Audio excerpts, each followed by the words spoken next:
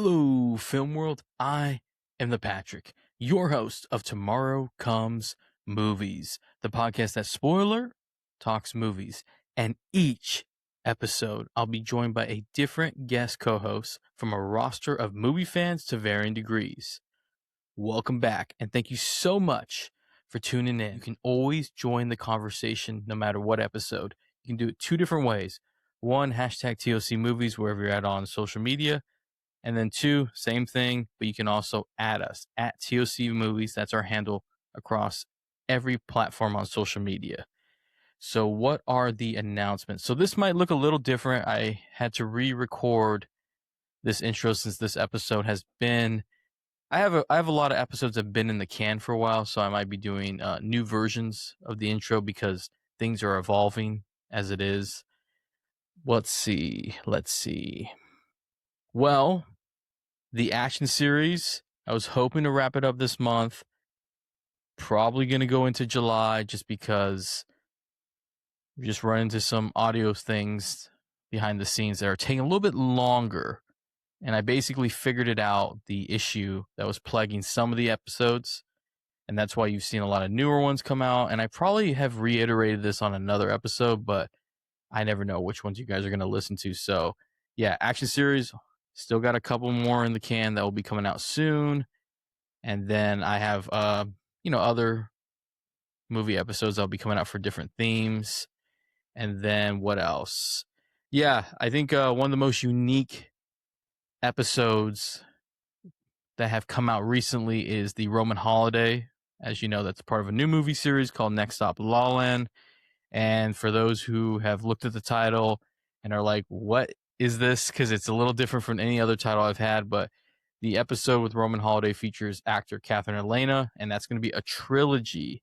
So you'll be getting, you have to listen to all three of them because it's basically, it really goes well together, and it's evolving into something way more entertaining than I could have imagined. So definitely check that out and actually watch the video version. If you really want a good laugh, I'm telling you, watch the video version because she looks at me like I'm a moron throughout that whole episode. And the feedback I've got so far from that is people are very entertained while also saying that she has incredible movie taste. So yeah, if you're wondering what's up with that title and that trilogy, just know that there's 2 more episodes coming, and it should be a lot more fun when you kind of get into the other episodes.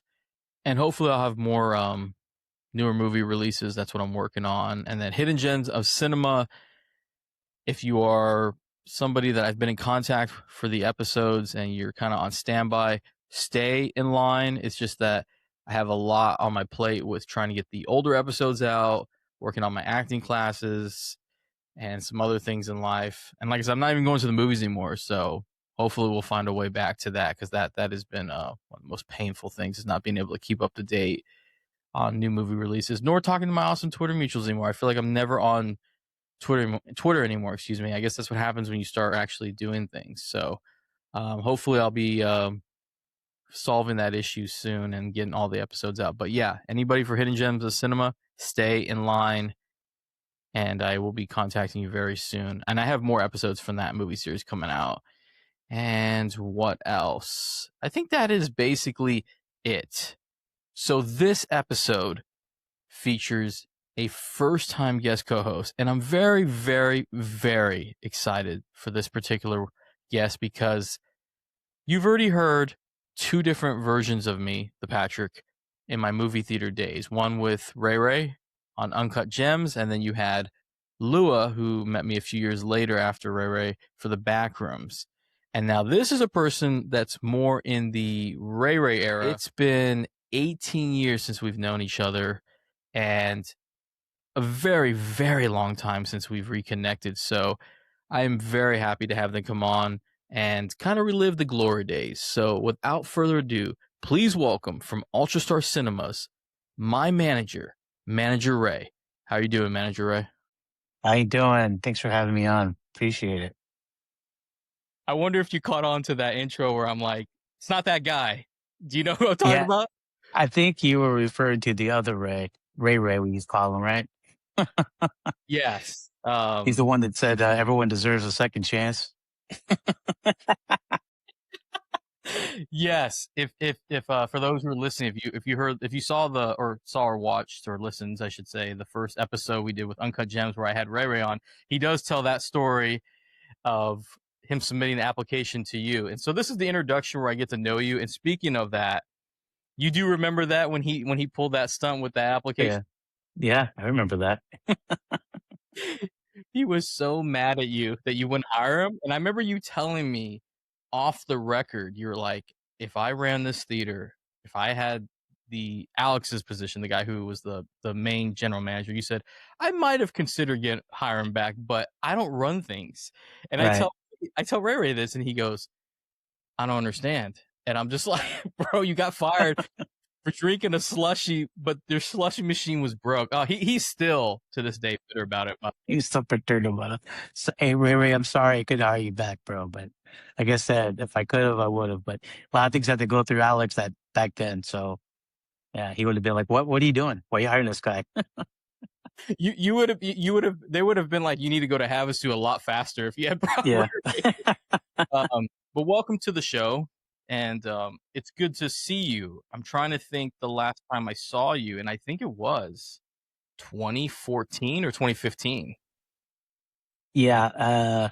That was that marathon for um, what was that movie? The Hunger Games. The Hunger Games. That's right. Yeah. I think that's right. That's about right. Yeah. Yeah, it was like one of the Mockingjay part 1 or 2, and I remember like spotting you, and I was not expecting to see you at this event, and I'm like, hey, there's my old manager. Yeah. It was good to see you. It really was because I don't know if I've ever really given you your proper respect because you really were instrumental when I first started that theater because you were the only manager, and I can say this now in hindsight, you're the only manager I fucking liked. I hated almost all of them notoriously because you were the only one I thought was the most qualified with your position. Yeah. That was some good times back then. It was definitely, one of the jobs that I could say in my lifetime that I actually really enjoyed, other than what I do now. But I mean, yeah, working in the theater, the movie industry like that is definitely rewarding and gratifying. Yeah, it was, and I usually ask my guest this question, and I don't know if you'll have anything, but do you remember maybe the first time we met or a specific interaction? It probably would be, I think, when we were probably actually hiring everybody and we had to go out to that trailer and fill out applications. We hadn't actually opened the theater yet, but there was a lot of you guys that went through there, and yeah, I got to see most of you to go through. And Alex was there doing a lot of the interviews, but I think I say hello to you at that time. Yeah, Yeah, I do remember you were nice. I was totally nervous because I had just quit Safeway. I thought I was going to be doing something else, and I was like, "Oh fuck this!" And I left. And then my sister was like, "You need to get a job," and the movie theater was hiring. But there's two specific interactions that I remember. One of them involved 2009 Star Trek. Now, I was a big Star Wars guy, and I was talking a lot of trash with that movie coming out. yeah, And we had a Patrick Stewart impersonator that I came to remember this. that. Yeah. I might, if you're cool with it, I might show a photo of it because I have it still to this day. Uh, Okay. bust. And I remember, when I was a big Star Wars fan, and Doug and I were working, and I remember, or he may have just came later, but you were like, "Hey, I got to screen this new Star Trek movie. I want you to let's do it." And I remember Doug talking trash to me, like, "Come on, man, let's do it. Like, who cares?" I heard it's really good, and you were like, "Let's just see." So we used to screen movies for those who are like, "Wait, what?" Yeah, when you worked in the movie theater, you had to screen movies to make sure that it was ready to go on Thursday at midnight, Friday. Because if there was something wrong, because we were home of the digital cinema, we Right. had to um, let them know, and they would ship like the next day a hard drive. So we went to watch the movie. Now, young the Patrick, he was pretty blown away by this, and I thought this was one of the best movies I had seen in a long time, but I could not let you guys know 100%. So Yeah. you were like, "Hey, what'd you think?" And I was like, "Hey, it's all right." And Doug starts screaming at me, "No, that's bullshit. You were totally into it. Like, you know that movie's good. And I'm just like, bro, Star Wars is better. You know, just a different guy. Now, Yeah. I don't know if you know this part, but probably because you had left the theater at this point. But a few years later, I was at Walmart, right? And I see they had like a mass produce of like DVDs or Blu-rays of it, and it was like exclusive to their retailer store. It was like $3, and I bought it, but I was so embarrassed to let people know I liked it that I hid it in a closet up in the top shelf because I didn't want people to know that I liked Star Trek. And then finally, when the second one came out, I said, I don't even care anymore. I like it.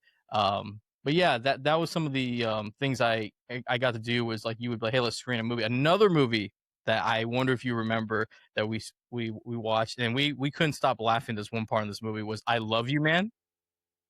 I Love You, Man. Oh, yeah. Yeah, I remember that one. Now, for those who are like, this movie has Paul Rudd and Jason Segel, and this guy, Paul Rudd, plays a character who needs friends because he's getting married and he doesn't have any friends. So he hires this. I guess he ends up meeting this guy who just goes to open houses for free food. But there was a scene in this movie where, because I think he's a realtor, so like as Paul Rudd's character is driving, there's billboards, and his new friend does this for him, where it's like, who's the best realtor? And then the next billboard was like something like I am biatch or something crazy. And you and I could not stop laughing Yeah. at that. That movie had And a lot of good one-liners in it. yeah. But yeah, those are my memories with you. And on top of the seriousness was like I remember working with you. We had respect for one another. I had more, because you were my superior, but I never wanted to disappoint you because I saw you get mad at people who are doing their jobs. And we got into it a couple times, by the way. I remember one time we got into it about something we didn't agree with. Never was able to do this with another manager. Is we're both yelling at each other where I'm getting the mop, and then we just decide we'll talk about this later, and we shake hands, and you just leave.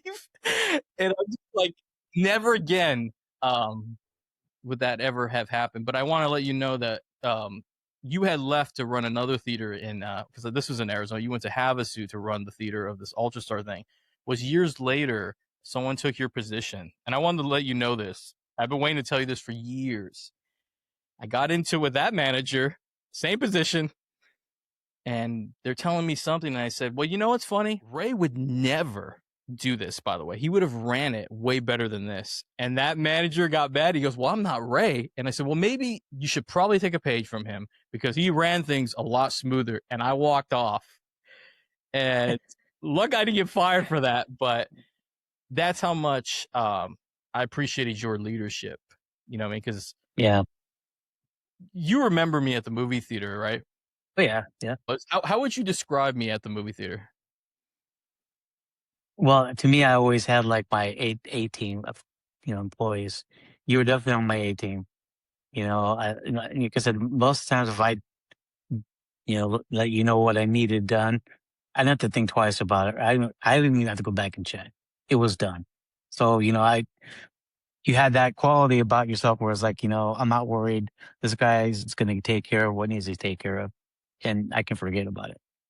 The stuff that you had mentioned like that, I don't even remember like, even having a disagreement with you, but when you run into the theater like that, yeah, you're going to run into a bunch of little things that you're going to have to deal with. But, you know, I just, like I said, you were like my A team of employees, you know, that I had, and there was, my B team and then my C team. So it's like there were some people who I know if they're on my C team, I'm going to have to go back and double check everything and, and keep my eyes on because, they could be drinking free slushies. I don't know what's going on. I'm not gonna lie. I never told you this, but there were some people I knew were doing some crazy shit, and I was like, Oh, I'm sure. "Get out of here!" I'm no snitch, but like, hey, I was Yeah. like, don't do that, because Ray's. Let me tell you, Ray's fair, but you do that with some other manager, and you're gonna end up like Ray. Yeah. 100%. I told him. Yeah. Um, but I do remember working hard for you because I remember I think the first Christmas, I had to work from like 10 a.m. to the whole night till 10 p.m. because like we were so understaffed. And I remember you were like, hey, you got this, right? Because at the time I think I barely was going to become a supervisor because everybody wanted this position. Yeah. The usher got fired because he was a jackass, and you guys were trying to find another lead. So what you guys would do would just give whoever was working the shift, you would pick one person to lead. And I got it a couple times, but I never wanted the position. I was just like, all right, I'll just do it. And I remember you telling me like, we want to give it to you. And I was like, oh no. And he's like, and you're like, that's why I'm giving it to you because all these other idiots who are messing around, they don't take it serious. You Right. want it and you will do the job correctly. And so, um, I took it, and it was probably one of the first times I realized that I guess I wasn't a bad worker. I always thought I was like a terrible worker, to be honest, um, because you knew that I worked hard, but I had quite a sense of humor that I was saying some crazy jokes back in the day. Some I can't even repeat today, but I still have that sense of humor. But yeah, I look back on that theater fondly. Those first couple years that you were there, because you were there till what, 2010 or 2011? I think it was 2011, I Yeah. think, and that's when I went to Havasu, or like mid between, but Yeah. And by the way, I can't fully talk about this, but your going away party was awesome, by the way. yeah. Uh, that was a good time. But yeah, I have to say that those were probably my favorite years, to be honest. I was there way too long after that, but I always wanted to thank you because I always thought you're still to this day probably my favorite manager of all the jobs I've worked at. I've always thought that you were. I always put everyone next to you in terms of like how I expected management because I don't think anybody ever lived up to it because you were fair. You were fair, you were honest, and you were also you had a good sense of humor when things were rolling. Like you would say some funny jokes and Yeah. You got to have that. Otherwise it makes the job pretty dull. Got to have the yeah, respect of your team that everyone who works under me. I want to be able to trust them and let them do what they need to do. And everybody comes with a different personality and they bring different things to the table. So you know, you just build the best team you can and you just work with that, and it's great. And we had some good times for sure. yeah, we did. And truth be told, we look the same, dude. Yeah. We have not aged, dude. I'm serious. Like we look the same. That's a good thing. Yeah. Time is being kind. Yeah, I don't really share my age too much, because most of the people I had someone on the podcast recently, I can't even make this up. We're talking about I just put it out, but Bad Boys 2, and they were like 4. Oh, I Yeah. felt so old. 'Cause They it were seemed 4 years old.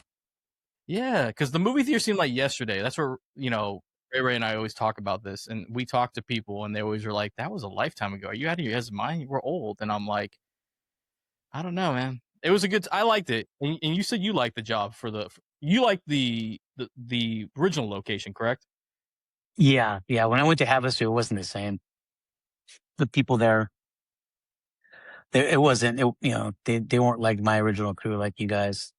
And I kind of like felt like I ran into, a lot of personalities who wanted my job and things like that, I'm like, so those people I think kind of were like not for me, they were kind of against me. So, um, it just doesn't want, it wasn't the same. And so, I moved on and, things just change. And I think for that town, to be honest with you, one theater's enough. And everyone is loyal to that original theater.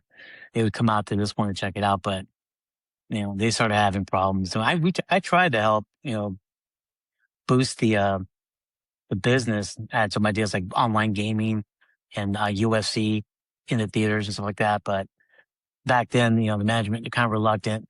But then it's kind of funny because after I was gone, they ended up doing a lot of those things or ideas I came up with, So, but it's all water under the bridge, man. Time goes on, but the best times were definitely the one, Ultrastar and Surprise. That was the best years for me.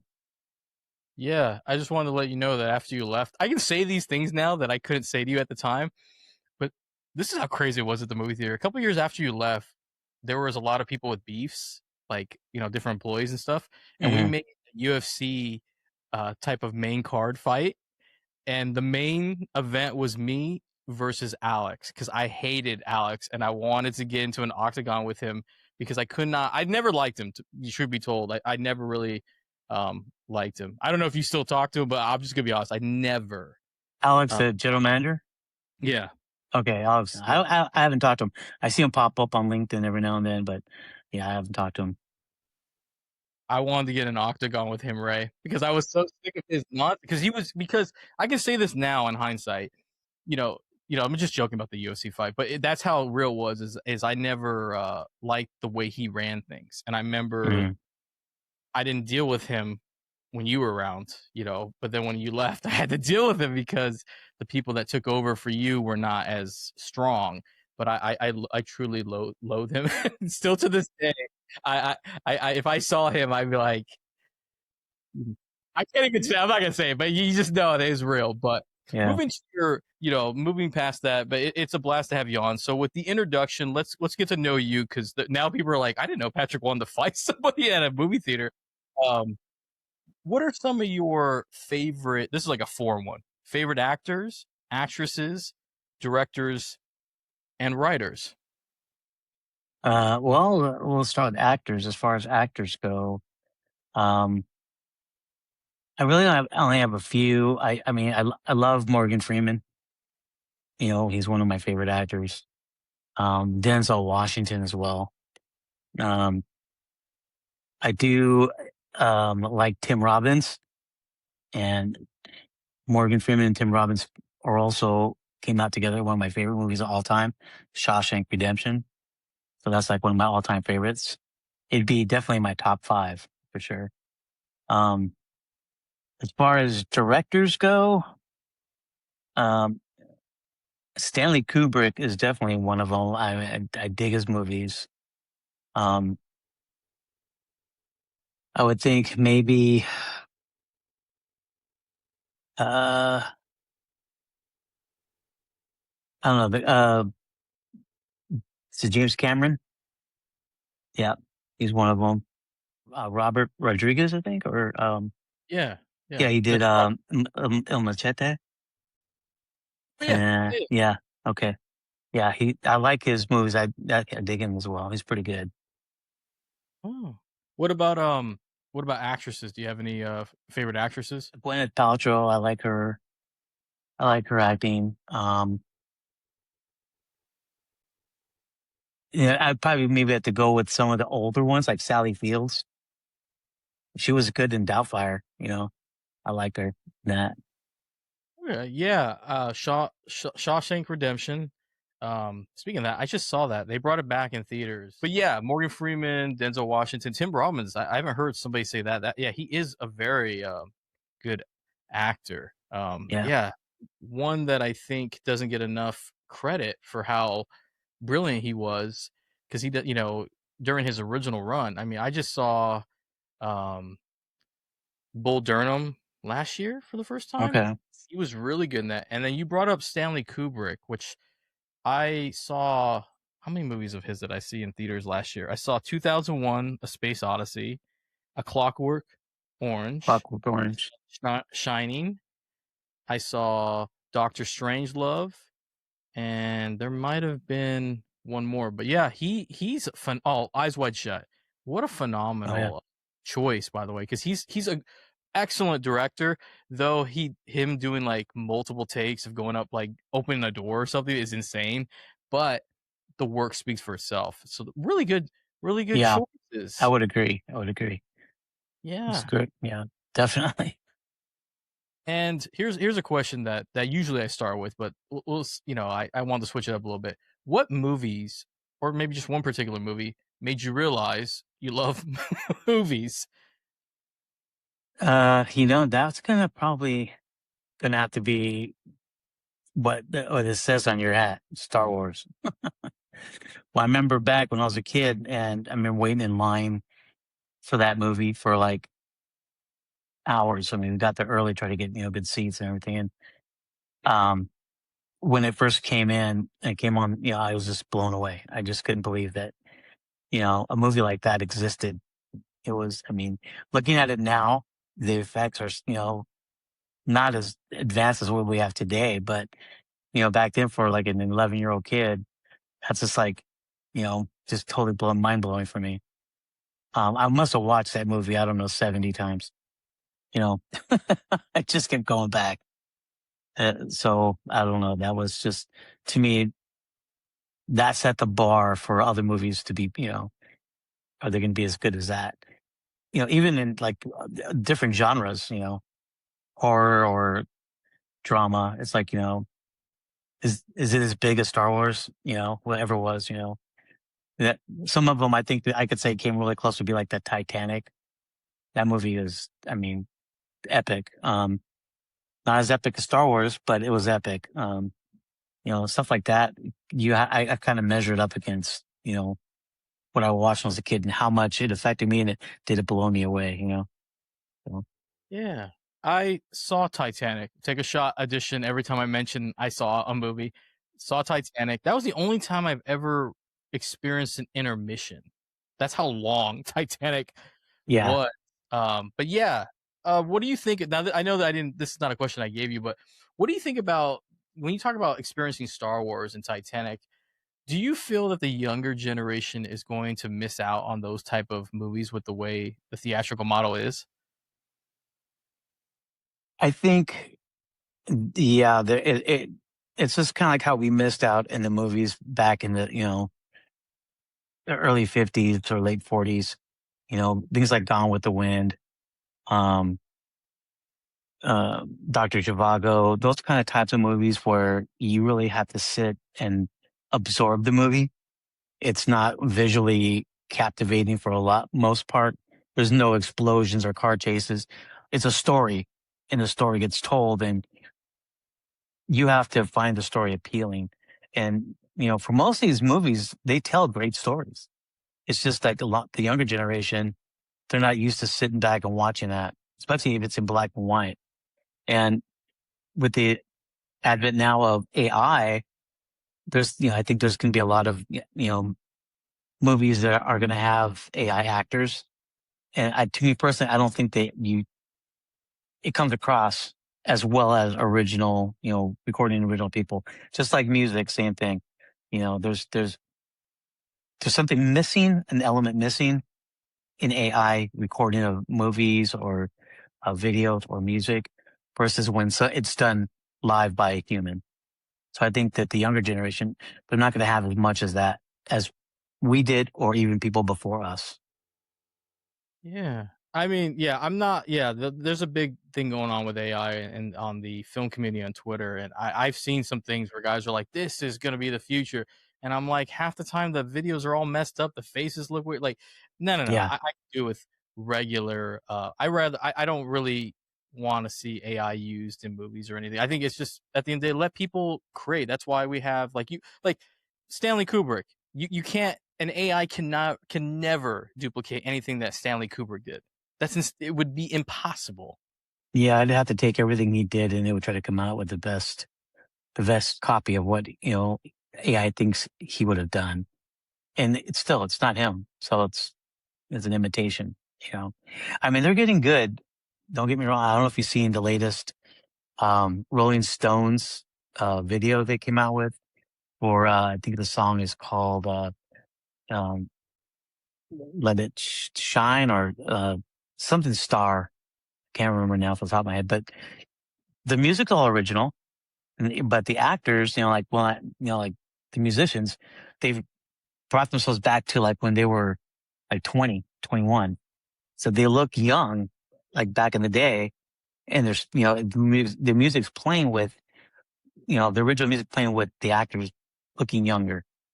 And it's actually very good. You mentioned earlier about how like sometimes when you see AI gets distorted or things are missing, but this one, they did a really good job of making sure none of that happens. But it's AI because there's no, I mean, else could they record themselves being in their 20s? But um, it's actually pretty good as far as visually.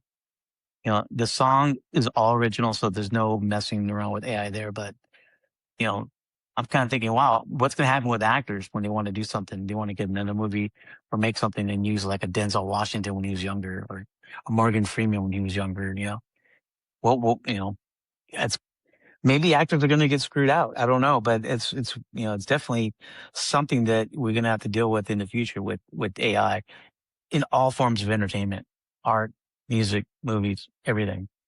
It's it's here. I don't know how what's going to happen to everything, but it's here. Yeah, I mean you can't put it back in the bottle. We're gonna deal with it some way. I mean, if they're looking to keep if they're looking for an actor, listen, I'm here. I haven't aged since 2008. I'm here. No problem. 2028. I'm going strong. Actually, funny thing is to give you a life update with me is you remember that I wanted to make movies with Ray Ray, right? Yeah. Yeah, and obviously it didn't happen. Spoiler, right? um, but I have finally I'm on the path, Ray. So many years later, I'm in acting classes the last 2 months, and I'm writing. I'm taking control because Ray Ray says it's up to me now because I don't have any ties. I'm free to go do it. Yeah. Yeah, definitely. You should do it, man. Always go for your goals. And, you know, if you have a dream, try to attain it. If it happens, it happens. If it doesn't, at least you tried. Yeah, that's right. So, all right, I'm gonna get into these last couple questions here. What are some of your favorite action movies? Other than Star Wars action, going a little bit now more modern times, definitely Heat. I love that movie. Robert De Niro and Al Pacino. Um, one of the greatest gun battles I think of all movies ever is in that movie. Um, some decent car chases, but yeah, that has like one. I think it officially, if I'm not mistaken, it has the record for the longest gunfight. You know, for of all movies. And it's interesting. It keeps you entertained. And even though they took that gun scene from actual real life event that happened in L.A., but yeah, it's pretty darn cool. That again, To Live and Die in L.A. That is another, to me, a great movie. Action. Um, it's one of those movies that it has a great car chase. Right up there with the French Connection car chase. I think the same director. I think. Um, Yeah. So it's like, you expect that level of quality and you get it. Which of these directors do you think is best at creating and capturing action? Here are your choices: John Woo, Michael Bay, James Cameron, David Leitch, George Miller, Chad Stahelski, Robert Rodriguez, and I'm gonna throw in one random one: Michael Mann. Okay. Uh, James Cameron to me is like, I would put him up as probably number one just because the action in his movies is just incredible. It's nonstop. I mean, but it keeps you entertained.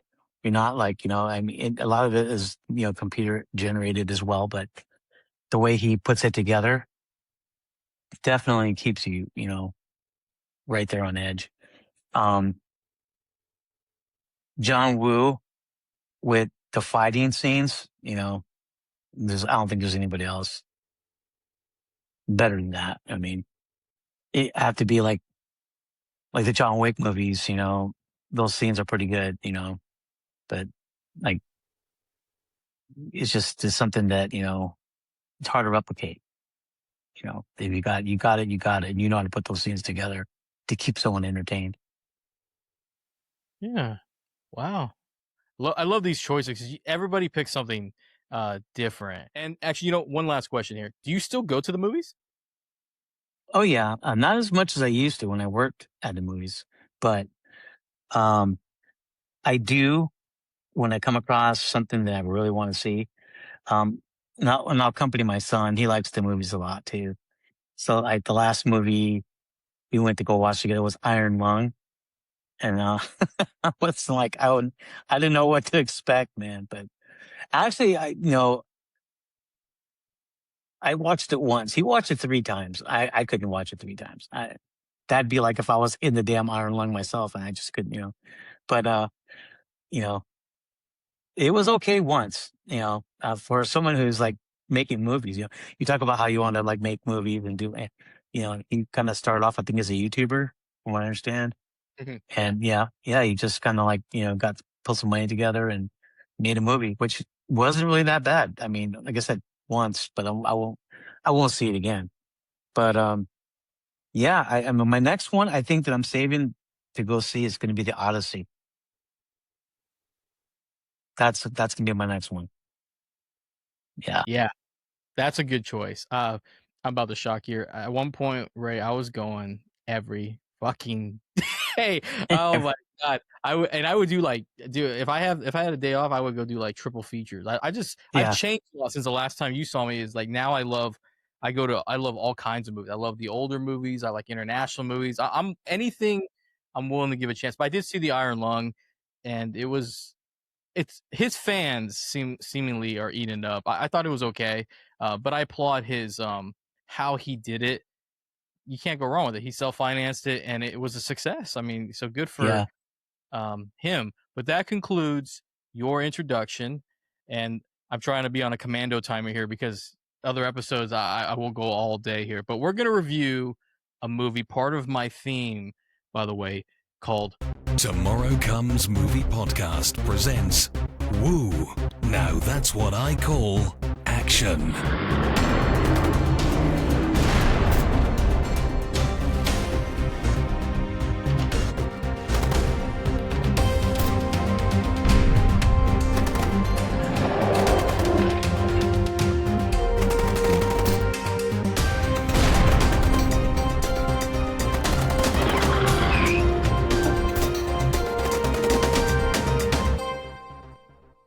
and it's all about action with minimal use of martial arts for a particular reason because I want to do a movie series on that. But explosions, car chases, gun fist fights, outrageous stunts. I mean, you name it. And the film, you did tease it a little bit. You did choose to live and die in LA, which is a great choice, by the way. And before we get into it, I'm going to give the movie facts here, and it's going to make me feel old. Well, actually, I wasn't even born, so I don't know why I'm saying that. It would make me feel old. Live and Die in LA came out on November 1st, 1985. Now, I don't know if you want to tell us, but did you see this in theaters? yeah. I did. It was Okay. 2 years before I graduated high school. Wow. Wow. Okay. Wow. Directed and co-written by William Friedkin, based on the graphic novel by Gerald, or not, why do I say graphic novel? I mean, the movie is pretty graphic, but based on the novel by Gerald Petrovich, who's listed as a co-writer. It stars actors like William Peterson, Willem Dafoe, a young Willem Dafoe, Yeah, very John young. Pankow, Deborah Fua. I almost said something else. Whoops. Darlene Fugel, John Turturro, another young actor at this point, and Dean Stockwell. And the synopsis of this film is a no holds barred secret agent is on a crusade to take down a counterfeiter in Los Angeles due to a personal tragedy. Now I'm gonna look over here, or if you're listening, just picture me looking at you. If you haven't seen To Live and Die in LA, I would highly recommend that you do so now. So press pause here, press play with the movie, then come back or not, and we're just gonna spoil anything. It doesn't even matter. Are you ready, Manager Ray? Yeah, let's do it. All right, let's talk movies. Now, with the list that I gave you, why did you choose To Live and Die in LA? It's one of my favorite movies. I, really like that. And the soundtrack to that movie is like, the song by Wang Chung is like one of my favorite songs as well. It was like during high school years, I remember listening to that song, and it's kind of like it had, some really good feelings and really good memories, throughout my life. So, um, again, just one of those movies where it just kind of thought I thought it was a great movie, had great music. Um, I love William Dafoe. I didn't know how much I loved him back then, but I know how much I love him now. Um, yeah, A+ movie for me. Yeah, this is about to shock you. I had not heard about this movie. I didn't even know what it was. I always thought it was just a Tupac song. I heard about this movie 3 years ago because I come back onto film Twitter, and Ray, you would be proud of these young people are really bigger movie fans than us. They know all about all the classics, and they keep talking about this To Live and Die in LA. So I watched it, I think either almost a year ago, June or July, and I was blown away. So when you chose this was a very exciting pick for me because I was believing that this movie would be snatched up immediately, and it wasn't. So when you took it, I was like, hell yeah, because I really was blown away the first time I had saw it because I went in blind, so I had no idea what was going to happen in this movie. And oh my, was this a movie? So Yeah. kicking off the review, I know this might be a little hard, so it's kind of like a two-parter. But if you can remember when you saw it, when you first saw it in theaters, to when you rewatched it the last time for this, what were some of your first impressions when To Live and Die in L.A. ended? When the very ending, Or like what would you think when it was over? Like, what were your first impressions of the movie overall after you had saw it? okay. Um, Speechless, man. I was like, wow, that is a really good movie. And I wasn't even like, a person who judged movies back then. I was still kind of young, so I accepted a lot of stuff. But after I saw that movie, I had another movie I could measure other movies by. I was like, that was amazing. It stuck with me, a lot of those scenes stuck with me, and it's just a movie. Remember watching it about from my house to the theater about maybe 3.5 miles, called the Gould Cinemas. And I remember I would go there and watch just junk movies, whatever came out. At that time I'd watch anything. But when this came out, I remember watching. I was like, wow, this movie is fantastic. And then as it got older, I probably had bought 3 copies of this movie already. One was in VHS. And I think another one is regular DVD. And I think I just showed you a Blu-ray copy of it now. But I mean, that's one of those movies where you watch it at least once a year. For me now, I watch at least once a year. Or if it's on TV, I'm watching it. It just comes on TV. But I had saw it and rewatching it. Actually, I just rewatched it right before we got on here again. My first impression of this movie was, how the hell is this not talked about more than ever when we talk about the 80s? Because that movie rocks. And people, I yeah, remember when I posted it, I went to check the comments and somebody was like, oh yeah, that soundtrack by Wang Chung is awesome. And I didn't know who Wang Chung was. And I remember like really vibing with that soundtrack. And I was like, yeah. So I thought this is, in my honest opinion, this is one of the best movies I've ever seen from the 80s. And I love the 80s decade, to be honest. But yeah, this was special. I love The French Connection. I saw that last year for the first time too, and I really dug it. But I really, really like To Live and Die in LA. It is one wild car chase that I am just begging myself that I'm going to survive, because it was chaotic, but yeah, it's so good. And my last first impression was William Friedkin is just he is the best when it comes to making cop movies.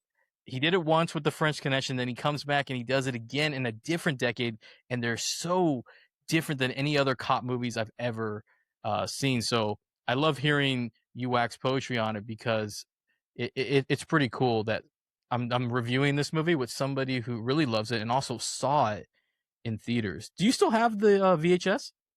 no, unfortunately, I don't. Um, that's why I ended up buying it in CD, and then I lost the CD, during a move or something, and I got it again in Blu-ray. Um, here's a side note for you. Um, I met Gene Hackman in my life, so and I'll give you a quick story about it. When I was living in Florida, I was picking up side gigs as a valet, like a valet and stuff, and so my boss had tossed me a set of keys and said, "Go get that one." So in a valet, when you're hustling, you have to run. You're hustling. You're trying to make your money. You're hustling. I got the car, drove it. The guy was standing outside. I opened the door, handed him the keys. He gave me a $5 bill, and I took off back for the next car. And then my manager, when I got there, because you know who that guy was? I'm like, who? Gene Hackman. I'm like, what? I wanted to run back to the car, but he was already gone. It was a regular old like sedan, nothing flashy. The dude was, he was normal. I mean, he was so normal, I didn't even like get to really acknowledge him. I missed opportunity to say, Mr. Hackman, I love your films.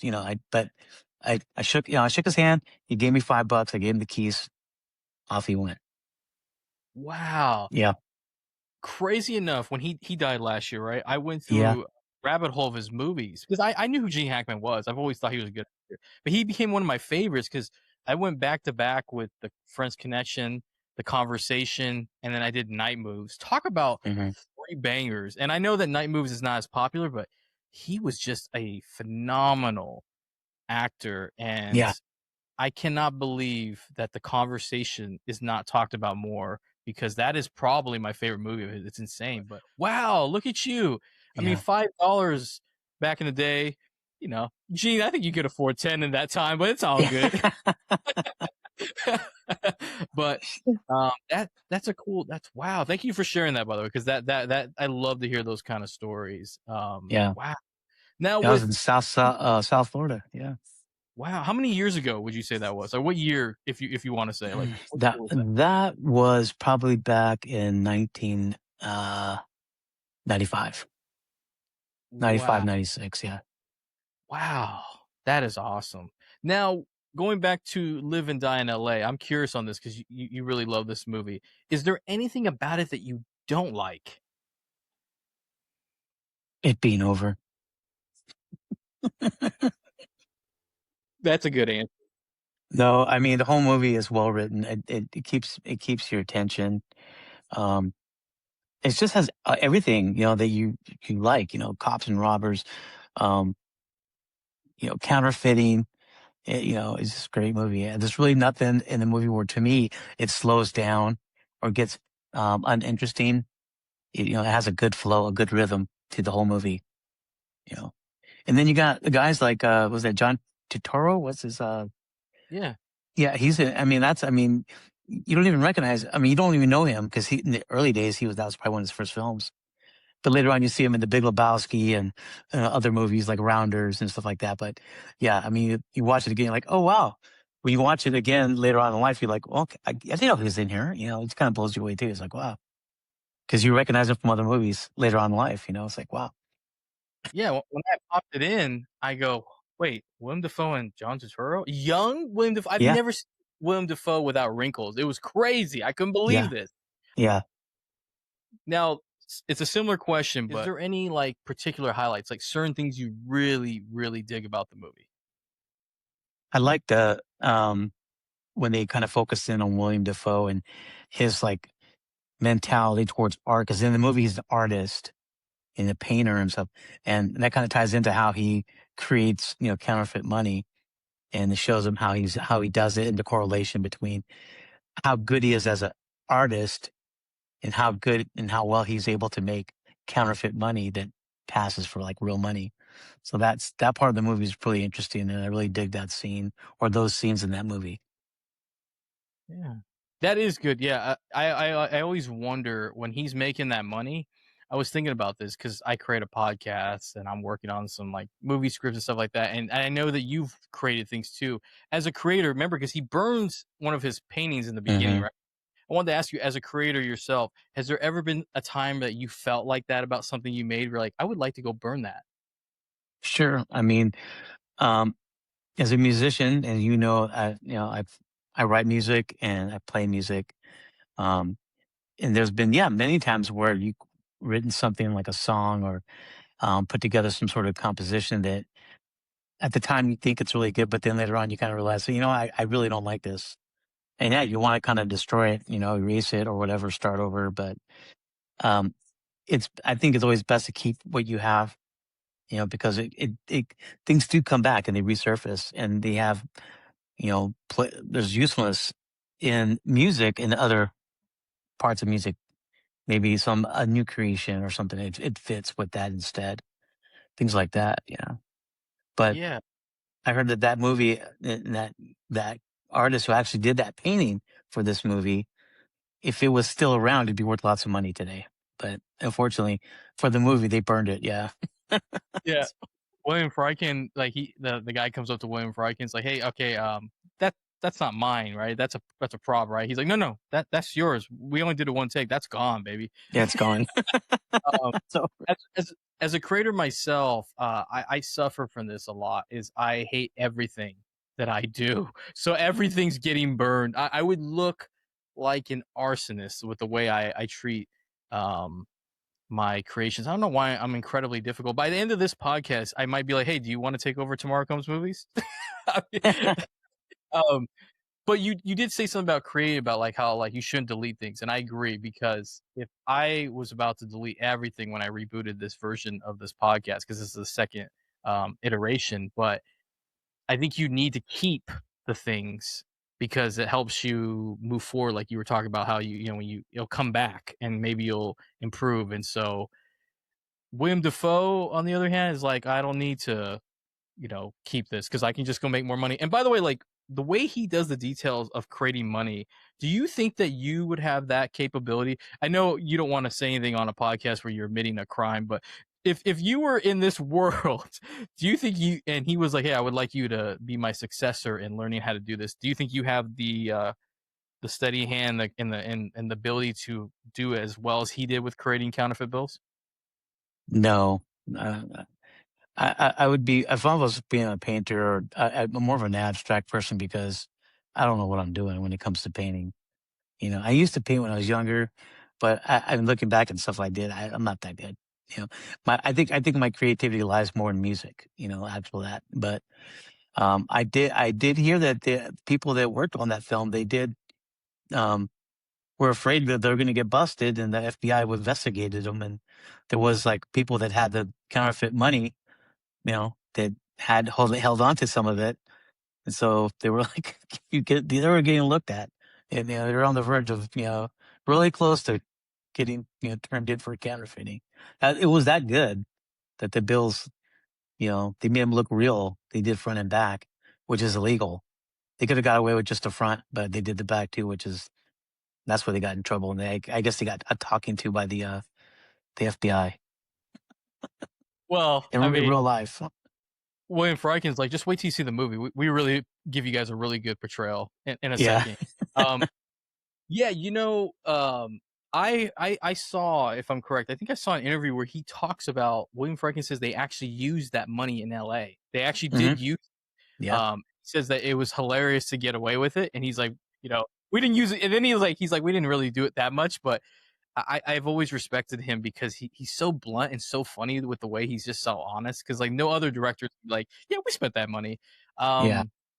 One of the highlights for me, obviously the soundtrack. Like I'm gonna sound like an '80s term your biz bitch, and I ain't gonna lie. Like I by the way, Ray, when I watched it just right before we did this, I was like, man, how funny it'd be to like an '08, the Patrick and manager Ray just chilling, bumping this soundtrack as we're cleaning gum. You're like, I was like, that would be our version of driving with that. But the soundtrack's amazing. Yeah. But that I really like, and I think is so unique, is the font. Whenever they show a date, it's different every time, and I love that. I don't know why, but it really was cool. And also, I love the way they film LA with like that orange kind of reddish Yeah. vibe. And like that opening montage where we see LA, which is hilarious because they are showing the greatest hits of LA in that. Right. Yeah, I really dug it, and I also love the story about basically this movie really is a big portrait on moral compass, between good and bad guys. Everyone has a moral compass, and about the cycle, and I really dug that about the movie. And so, yeah, those would be some of my highlights. Now, I did give you some of these questions, but I always write down ones right before we go on that are so stupid. Because you know me. You know how I am. I'm ridiculous. I'll think of something crazy here. But let's say, for instance, you're working in the Secret Service. And you come in, and that boss says, hey, come in real quick. We're having a little switch up here, but we're gonna partner you up with Richard Chance, the main character. Let me ask you, are you accepting that, or are you asking for a transfer? I probably would ask for a transfer. Yeah, I don't know. I mean, he's just kind of wild, like he'd get me in trouble. I can never see that. Like, he's the kind of guy that, I want to be doing things that I don't really want to do, but I'm going to go along with it because he's my partner.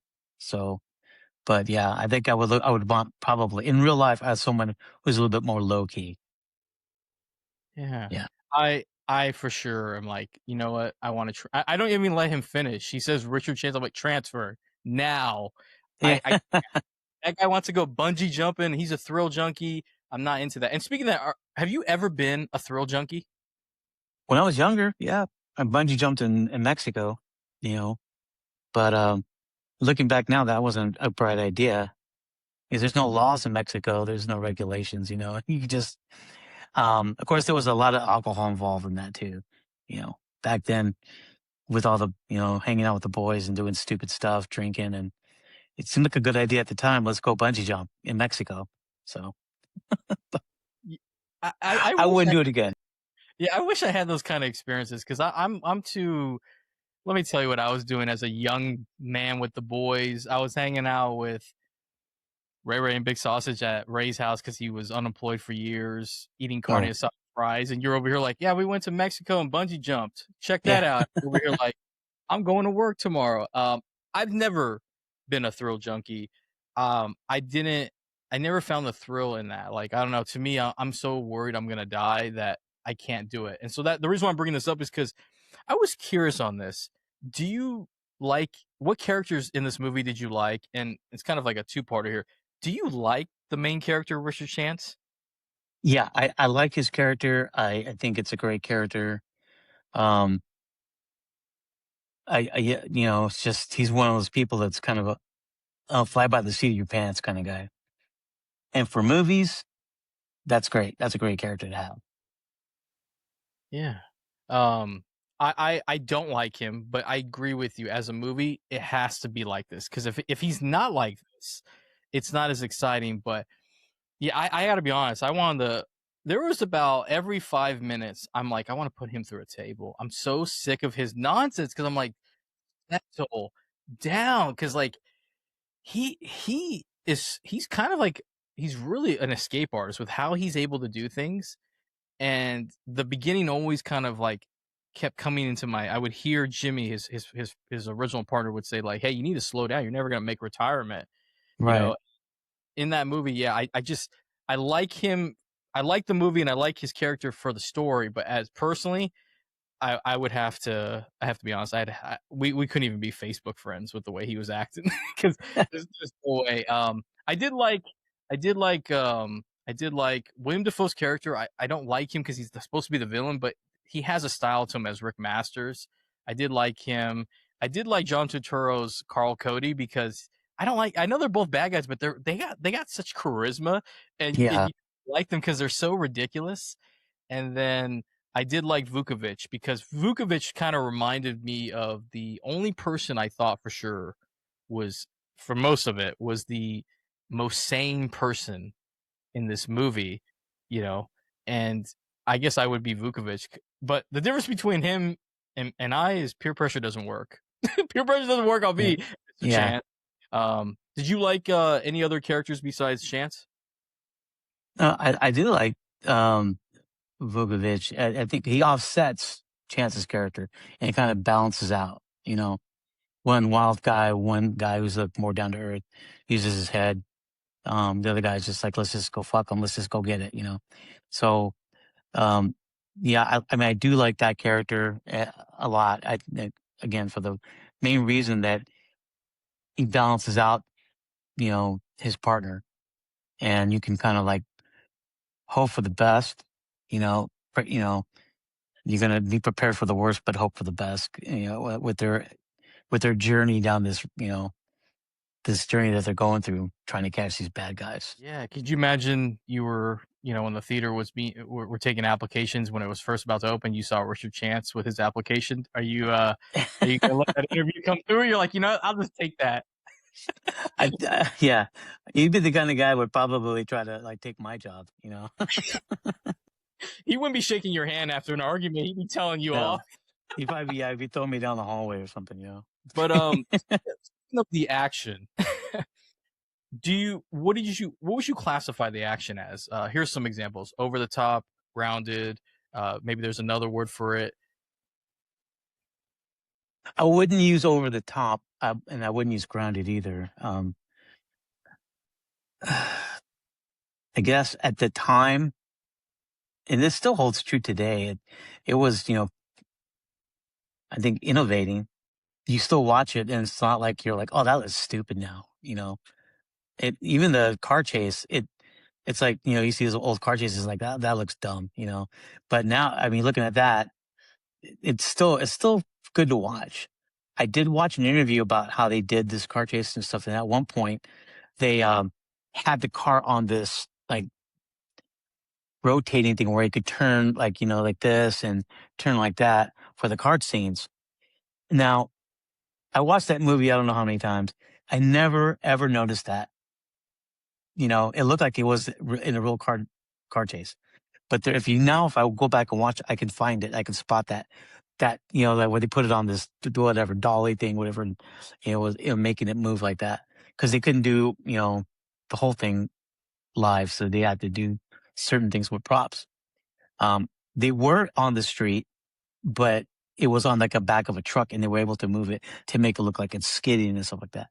Now, only because they said that, and I saw that in an interview where they were talking about it, do I see that now when I watch that movie. Otherwise, I probably wouldn't even notice it to this day, you know. But that's the only thing that's kind of like, I would be like, I wish I didn't know that. you know, that's knowing it now. Wish I didn't know that back. No, knowing it now, I wish I didn't know that at all. It's just it kind of, I don't say it ruins it, but it takes away the magic of the actual car chase, because you're in it in your mind, going along with these guys in this car, and then that scene comes on, and you realize, okay, oh, that's that little thing that they were talking about, and it kind of screws it up. I didn't know that. And it's funny is even if I know it now, the next time I watch it, I should just send you a message and be like, yeah, I watched it again. And instead of being like, yeah, he told me what's happened here, I'm over here like, Yeah. oh no, please. Like, because I was panicked during those, the stress. I was like, Yeah. because it's so crazy. I wouldn't call it grounded either, but I would say it's weird to say it because it sounds similar, but I would say it's like there's a realism to it because I could see things actually happening. It's definitely not grounded because it's outrageous with some, but a lot of it could actually happen, like him doing that airport chase and that alarm going off. He's doing whatever it takes. That car chase. I mean, I could clearly see some realism with that. How he just barely makes it, or like how everything goes wrong in this movie could easily be like it's possible. Yeah. So it definitely isn't grounded, but there's a realism to it. And with this, speaking of action, it's kind of a two-parter here. Do you think that there's enough action? And what is your favorite action sequence in this movie? Yeah, I think it's balanced correctly. I think the movie has enough scenes in it to keep you interested, and when the action comes on, it's good. To me, I think my favorite part is when you think it's over. They're being chased by these guys. The guy that they had tied up, has his pants down on his ankles, and he gets killed. They freak out. They're running, and they're being chased, and they get away. At least they think they get away, and they're driving down in the L.A. canals, and all of a sudden, all these guys start showing up out of nowhere.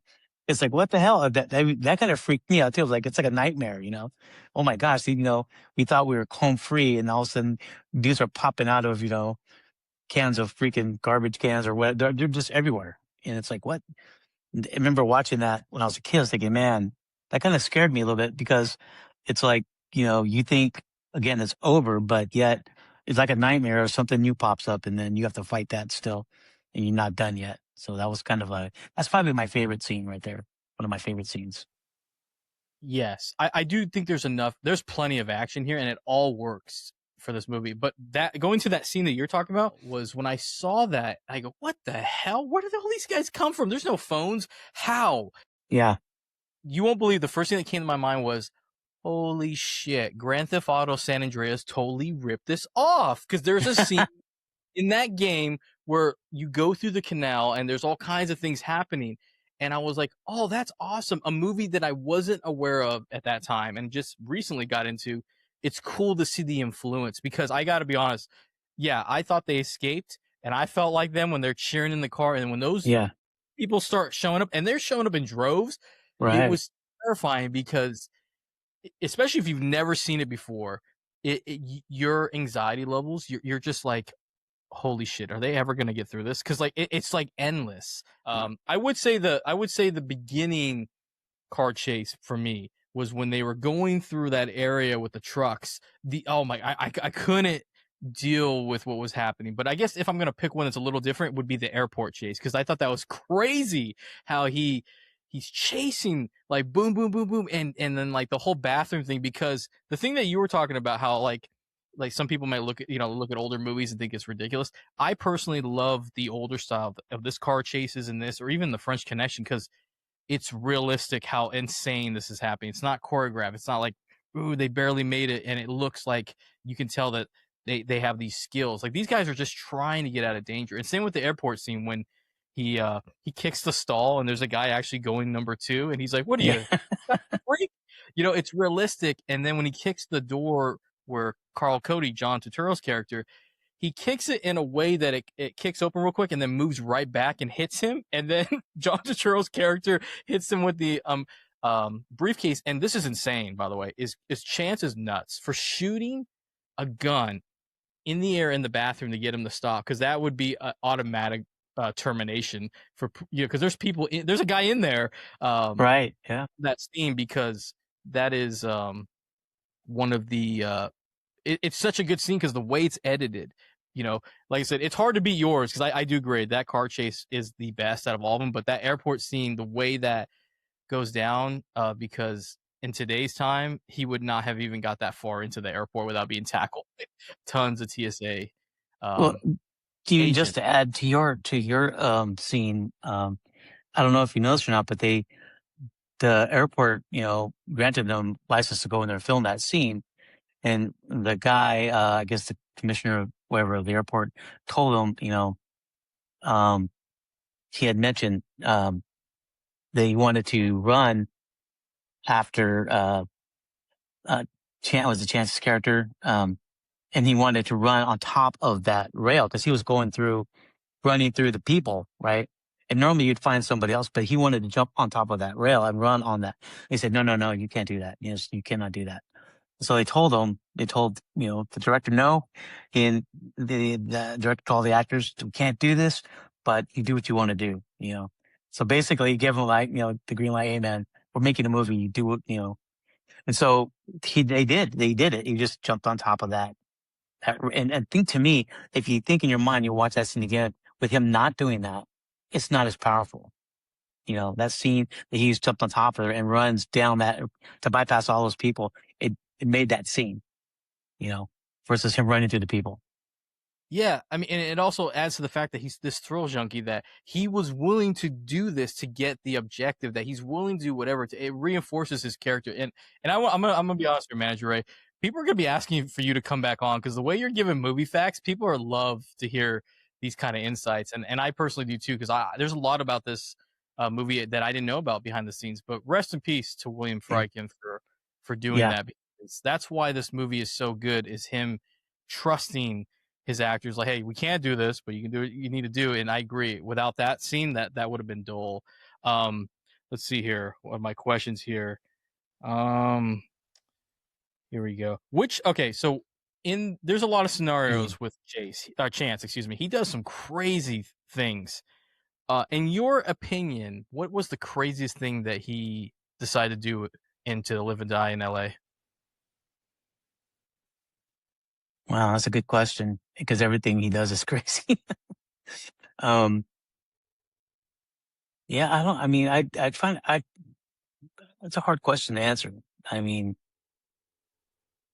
I think maybe, just the fact that he went and told his buddy, like, hey, look, um, we're going to knock off this guy. He's coming in with this money. We're going to knock him off, and just admitted, like, we're going to break the law to get to this other guy. But it's like, who does that? If you're a good cop, you don't do stuff like that. But to me, that was crazy when he actually, told, Zavokovich that he's, this guy's coming in, he's going to have X amount of dollars. We're going to, we're going to take it from him. It's like really, it's like you telling, or Ray telling you, hey, look, we're going we're gonna knock we're gonna knock off the night drop at the Ultrastar and take the receipts from tonight. It's like, Yeah, yeah. Can you imagine that? And then yeah. my response is, you at least wait till I go up there and do the count with him because I need to get checked out before I can get clocked. For those who are wondering what we're talking about here, at the movie theater, depending on where you were, you had to get checked out by a manager, and the managers had to do their cash drops, and sometimes they would need a witness to go up there and count. So yeah, Ray would definitely would say some ridiculous and be like, all right, let me wait till they're done because I need to clock out first. But yeah, that is probably the most craziest scenario for me too, along with one other thing I'm about to bring up. But yeah, him telling his Vukovic just wants to eat his lunch. Okay. Right. And this guy's like, hey, by the way, we're going to do this. And then he's like, wait, hold on. No. And then he always uses this excuse on Vukovic. I told you from the beginning that I was going to do whatever it takes. And it reminds me of like when you're in a relationship with somebody and you know there's a bad flaw with them. And whenever you kind of bring it up, like, hey, like, you know, you did that, like you knew what you got into when you date. It's the same exact thing. And the other scenario I wanted to bring up was, do you think it's a good idea to have a informant that you're having some kind of extortionist sexual relationship with you and living with them?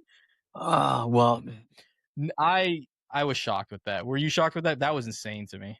yeah, I mean, that's not, putting yourself in the best possible position, but I mean, I fell in love with that. I fell in love with that girl, I think, when I watched the movie. I'm like, yeah. You said you were like, what, 13 when you saw it? Right? Yeah. Yeah. Yeah, you're like at 13, yeah, you're like, she's the love of my life. When you become of age, you're like, this is an HR issue. Right. Definitely do that. I personally, like, and all jokes aside, I was totally thrown off when they have this relationship because I'm like, wait, isn't that your informant? Totally inappropriate, totally uncool. And also there's this really weird power dynamic. Yeah. It's not a good idea to do this at all, but it's even worse when you say things to this person that you're intimate with. Like, if you don't do what I say, I'm going to revoke your parole. Like, Yeah.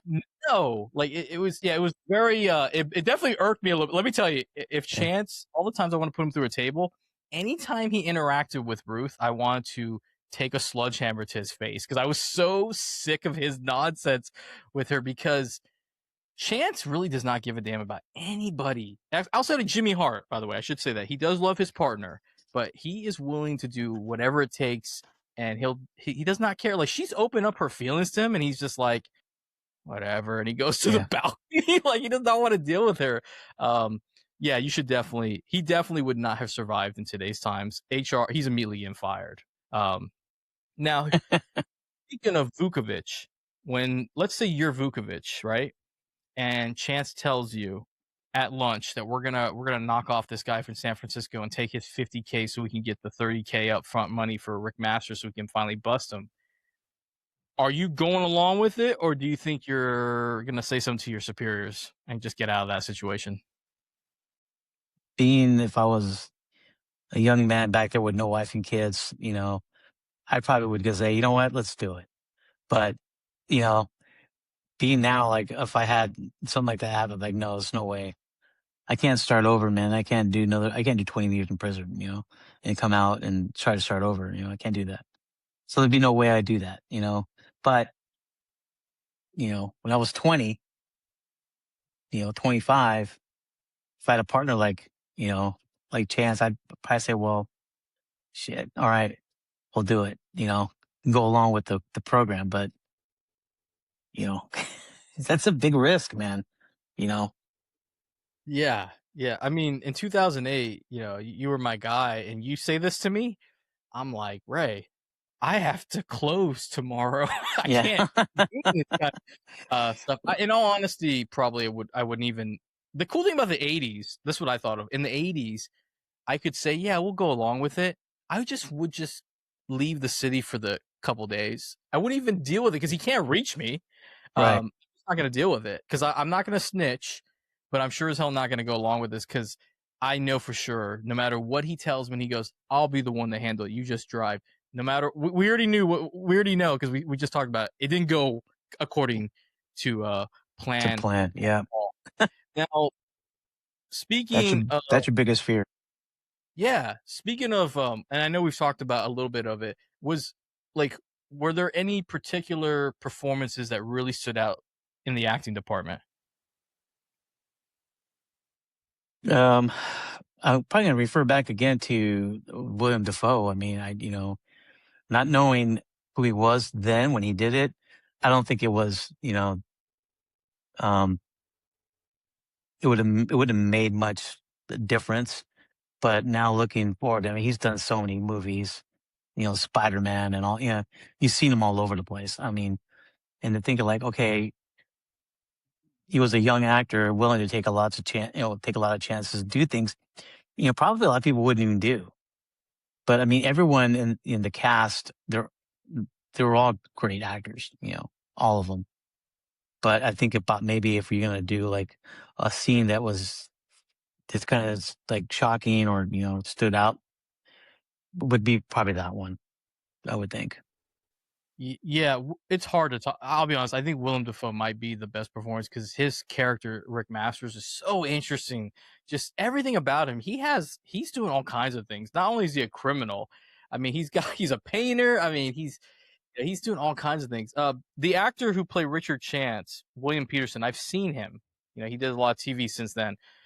A really good performance with him and really handled himself as a lead. And it's shocking to me that he does this excellent performance to Live and Die in LA, and then nothing comes after it when he really played Richard Chance so well that I wanted to kick his ass throughout the whole movie. Like he is such a good actor that it was Yeah, strange to me how he kind of fell through the cracks, considering he led a William Friedkin movie that a lot of people like. Was that strange to you? As you got older, you would see him in other things. Like he never got back to that level.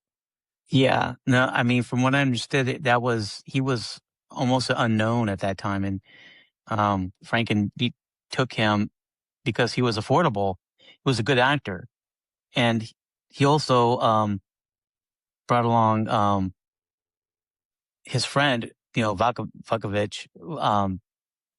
They were actually friends in real life, and they acted together in different parts, New York and stuff. And they were in like theater together, so he knew him, and he told the director that, "Hey, I got this perfect part for this guy," and um, Franklin basically took him and said, "Yeah, he's perfect for it." So he casted him too, and they worked really well together because they knew each other. They acted together for a long time. Wow. They just weren't they weren't famous yet. You have the movie facts now. Yeah, John Pankow, who played Vukovic. Yeah, really good performance. Another actor too. Yeah, I would agree. They had this magic chemistry, and yeah, it's a shame that neither one. I mean, I'm glad that they have careers. They did. I think they both had a pretty decent careers, but I truly think that they could have definitely gotten more opportunities after this movie because I mean, for being Yeah. unknown actors, they really handled themselves. And then John Turturro was really good too. Pretty much like you said, everyone is good in this. Now, I want to talk about the visuals. Like for you, what stood out visually with the cinematography? A lot of the shots that they do, like you mentioned earlier in the beginning of like the Los Angeles area, um, they're not just showing like, all the cool buildings and stuff, but they only take you down in the nitty gritty up in the foothills, and that orange kind of aura is that you see often in the movie is weird. Is that hue, that orange hue, gives it kind of a weird flavor, a weird sense of like an emotional kind of dial to get you to be in that mood that the characters are in too. It kind of helps you come in to that style. I don't know. It's something weird about it. It just gives you a weird feeling. It makes you it draws you in and gives you a feeling of being like in a dirty LA, like a grimy kind of LA that's seedy, that's, not the best place to be. A lot of people doing all kinds of things, and you're in the thick of it, with these guys, doing these crimes, so to speak. Yeah, because like yeah, that reddish shot of LA is kind of funny because you don't really see that very often. Because anytime you see a shot of LA, it's like sunny. They kind of paint the city of angels in like it's a sunny LA, but in this movie, it's got like that reddish kind of makes it seem like this is not the City of Angels. Like you're in a different version of the city. But I also love there's a shot where Vukovic confronts, and I bounce around a lot. That's how we do these movies. I don't do it beat by beat. When Vukovic is confronting Chance about the FBI agent, when they find out that the guy that they robbed was a real FBI agent, and they're arguing in the stairwell where there's this red light. It's really cool shot, which is hilarious as their boss comes in and doesn't seem to want to ask them what's going on. He's just like, someone's stealing ashtrays again. Like Yeah. it's so ridiculous. But I also loved William Friedkin does something that I don't think any other director has ever done for me in terms of car chases, and he did this in The French Connection, and then he doubles down in the car chases we were talking about, is when they're driving, he does these shots where he's sitting in the back seat and we see it, and it is so good, but also completely nerve-wracking because Hmm. it, like, to see their perspective of them going through these areas, even though you told us about the movie magic, it still drives me nuts because I for sure thought they were gonna eat shit. They were done, and like how they maneuver. And so when he captures these things, and he also has a very good attention to detail with some of his shots. And I will say this, going back to the credits where it says "To Live and Die in L.A." I just noticed this on my second watch. I don't know if this was purposely done, but I love that it's green and red. And I was like, is this because the movie takes place at some point near Christmas? But I don't know. It's just awesome. I don't know if you ever thought about it. Hmm. It's so awesome because I think at one point when Jimmy Hart goes to Lancaster to look at the counterfeit warehouse in the middle of nowhere, I think it says like December 20th. So I'm like, I wonder if they did that as an artistic choice or because, like, I guess it was close to Christmas. I don't know. But I've always dug that about Yeah, the that's interesting. That's an interesting point. yeah. You ever think about I, that? Or no, I no? have to watch that again and really kind of absorb that. I think I kind of missed that. You know, I have to watch Look that. at you Well, bringing out the ridiculous thing, right? yeah, I got the I got the DVD. I haven't opened it yet, but I'm going to watch it again. I'm gonna have to look out for that. Kind of keep my ears and eyes open for that part. Yeah, and now let's talk about the ending. Now, you can talk. Like I said, I bounce around a lot, but yeah, just tell me what you thought, like your initial thoughts of the ending, and like, do you think it is a good ending? My initial reaction to the ending was, "Oh my god!" You know, movies don't end this way. But that being said, and the way they did it made this ending for this movie just what they needed because you weren't expecting that. No, I don't think anyone was expecting it. I'm like, man, I can't believe that that just happened. You know, and to me, it that's another like blowing you away. You know, it's like, wow, yeah, I can't believe that it's over now. It's like that. I don't know. You watch all these movies today, and you almost can predict the ending. You know, that one, no one saw coming. At least in my opinion, I don't think anybody did.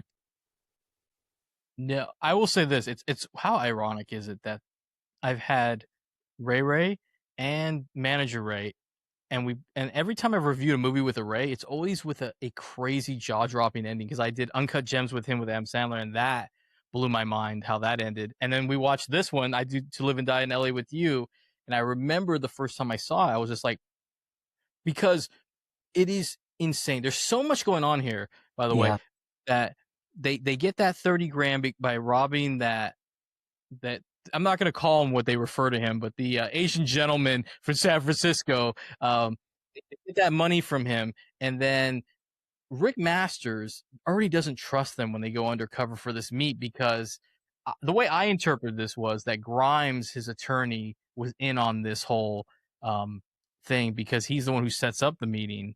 And Richard Chance, by the way, antagonizes Rick Masters so much. I'm like, hey, you're just gonna blow your cover. The way you're acting is unbelievable. But they get that money and they go to that locker room, and I did not expect the way that was gonna go down. Was they find out it's the money, and then they Vukovic like immediately grabs Masters, and then Chance has the other guy, and then they switch, which was probably the biggest mistake of that whole thing was when they switch because I didn't expect the bodyguard of Masters to grab that shotgun. And Richard Chance has, at this point, escaped everything. So yeah, I'm convinced that he's going to make it, right? And right. then for once in his life, he decides to help. He decides to. He always takes action, but when his partner is in trouble, and I think it has something to do with his original partner Jimmy Hart going out because he wasn't able to help him, he immediately gets into like, I gotta help my friend out, I gotta help my partner out, and gets blasted. And it is a crazy shot because for an audience, if you've never seen it, it is like, wait, what? Like your main character is gone, Yeah. and you're like Vukovic. You're like, hey man, wake up, you know. And I thought it was a crazy ending, but it also is a big credit to the writing of this movie, is the concept of the moral compass and how the things that are happening in LA are a cycle, and that no matter what happens, you take out a few people from the equation like Masters or Chance, it doesn't change the system because you have Mm-mm. to complete overhaul, because once you get ingrained and you start bringing in new people, it just repeats. So this moral compass thing about how on either side, the moral compass, there's a gray area throughout this whole movie. So I thought that was jaw dropping. And then we get to the ending when we find out that Ruth really set up Chance, which I don't blame her. I don't think she was wrong on this because she was trying to find an out. I don't blame her. That's a power play. You got to take it Yeah. because who wants to be with Chance? He's a jackass. But Vukovic is a completely different man after he takes out Masters, by the way. Yeah. He becomes, He becomes Chance. and I don't know about you, but in my opinion, I think he's going to be, I think in that brief scene, he looks to be worse than Chance, the way his demeanor is. I think Yeah. he's going to be even worse.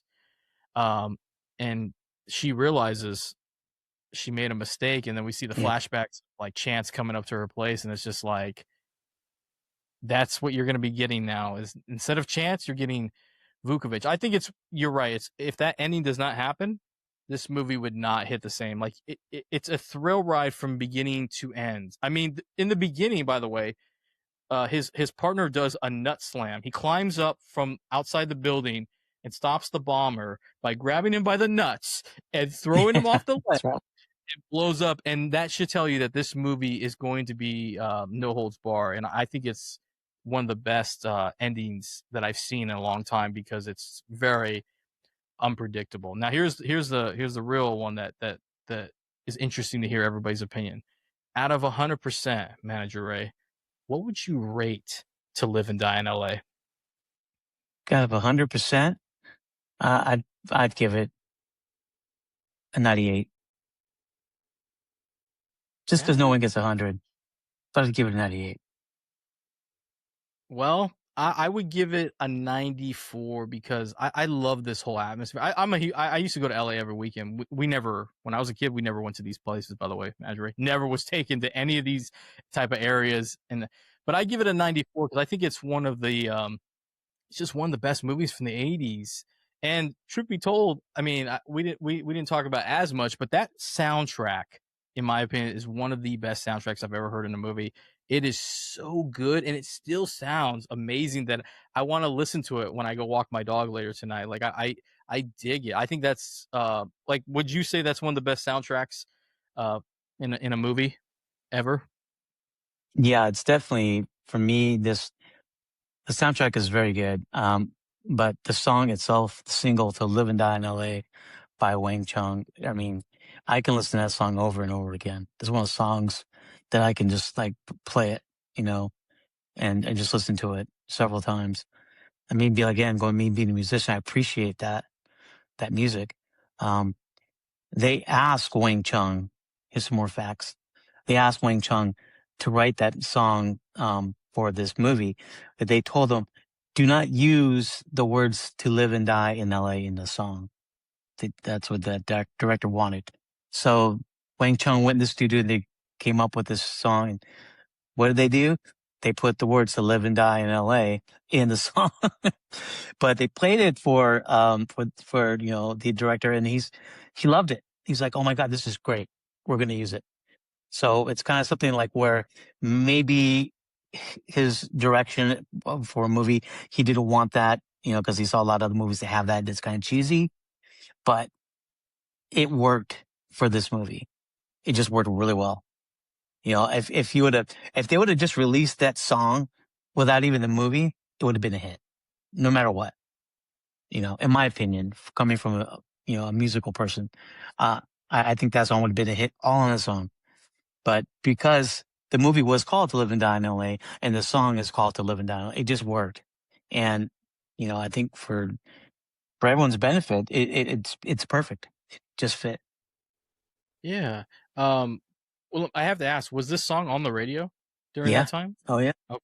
I always wonder because I still think that is like that song. Like it's energetic, but every time I hear it now, every time it played in the movie, it works. Like the Yeah. main song, like this is insane. Now, Yeah. here's a couple questions as we wrap this up. Do you think that this is a definitive '80s film? Oh, for sure. Yeah. When you think of the '80s, you think of this movie. You think of like The Breakfast Club, 16 Candles. But those are all like John Hughes movies. They have their own style.